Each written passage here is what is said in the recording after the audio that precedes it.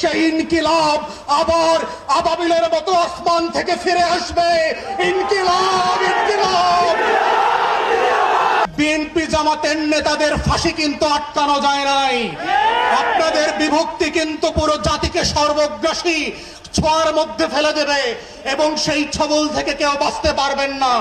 যারা আজকে বাংলাদেশের ভিতরে বসে আমার আজাদির লড়াইকে ধ্বংস করে দিয়েছে, ৭১-এর পরেও আমরা দেখেছি বাংলাদেশে কিভাবে স্বাধীনতাকামী মুক্তির লড়াইয়ের সৈনিকদেরকে ব্রাশ ফায়ার করে ৩০,০০০ ৪০,০০০ মানুষকে এই আওয়ামী মুজিববাদীরা হত্যা করেছে।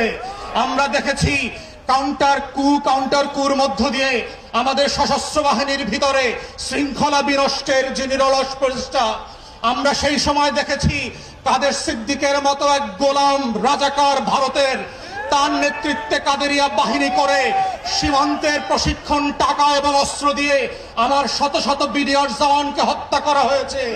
আমরা ৭৫ পরবর্তী বাস্তবতায় দেখেছি কিভাবে বাংলাদেশে রাজনৈতিক অনৈক্য তৈরি করা হয়েছে। এই প্রসেসের মধ্য দিয়ে এই পৃথিবীতে প্রত্যেকটা আজাদির লড়াইকে কিভাবে খেয়ে দেওয়া হয়। অথবা আজকে অভ্যুত্থানের পক্ষের শক্তি যারা ছিলেন, আপনারা যদি বোধ করে থাকেন ১০টা ২০টা ৩০টা ৫০টা আসনের জন্য ডানে বামে তাকাবেন, মনে রাখবেন বিএনপি জামাতের নেতাদের ফাঁসি কিন্তু আটকানো যায় নাই। আপনাদের বিভক্তি কিন্তু পুরো জাতিকে সর্বগ্রাসী ছোঁয়ার মধ্যে ফেলে দেবে এবং সেই ছবল থেকে কেউ বাঁচতে পারবেন না।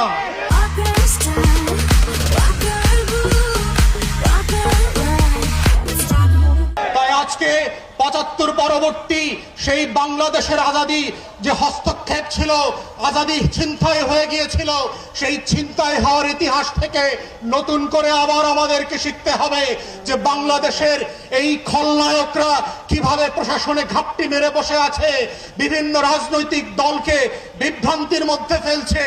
গণ অভ্যুত্থানের এক দলকে আর এক দলের বিরুদ্ধে বট বাহিনীর মিথ্যা পোস্টের মধ্য দিয়ে লেলিয়ে দেওয়া হচ্ছে, সম্পর্ক হানি করে বাংলাদেশকে রাষ্ট্র আকারে দুর্বল করা এবং এইখানে নির্বাচনকে ভণ্ডুল করবার যে আয়োজন চলছে এবং এর পিছনে যে বয়ানের রাজনীতি আছে। আমার ৫ দশকের বুদ্ধিবেশ্যারা, আমার সাংবাদিক আর শিক্ষকরা ফেসবুকে যারা বিভিন্ন সময় সুশীলতা দেখান, তারা যেভাবে বয়ানের রাজনীতি করছেন, দিল্লির আধিপত্যবাদকে সফট পাওয়ার আকারে আমার সামনে হাজির করছেন, এইটা হচ্ছে অশনি সংকেত। এবং গণ অভ্যুত্থানের তরুণদেরকে মাথায় রাখতে হবে যে এই অভ্যুত্থানটা কিভাবে আগেও আজাদির লড়াইটাকে নাই করে দেওয়া হয়েছিল, কোন কোন উপকরণ দিয়ে করা হয়েছিল, কোন কোন প্রতিষ্ঠানকে দিয়ে করা হয়েছিল, রাজনৈতিক দলগুলোর ভুল সিদ্ধান্তগুলোকে কিভাবে আবার মঞ্চস্থ করবার চেষ্টা করা হচ্ছে। এটা বোঝার মধ্যেই হচ্ছে জুলাইকে ধরে রাখার একমাত্র শব্দ। আজকের গণ অভ্যুত্থানের শক্তিগুলোকে মাথায় রাখতে হবে। শত্রু সাপেক্ষে আমার বয়ানের রাজনীতি যেমন মোকাবেলা করতে হবে, শত্রু সাপেক্ষে আজাদির লড়াইকেও হেফাজত করতে হবে। এটাই হচ্ছে আজাদি ধরে রাখার একমাত্র বাহন, এর বাইরে আর কোনো লড়াই নাই। এবং সেই লড়াইতে আমরা চাই নতুন করে আবার ইনকিলাব জিন্দাবাদ হয়ে ভারতবর্ষের আনাচে কানাচে থেকে, হর্ষদ মোহানির ভয়েস থেকে, আজকে যেভাবে হাদির কণ্ঠকে দিয়ে আছাড়া বাংলাদেশ আত্মস্থ করেছিল, সেই ইনকিলাব আবার আবাবিলের মতো আসমান থেকে ফিরে আসবে। ইনকিলাব, ইনকিলাব, ইনকিলাব, ইনকিলাব।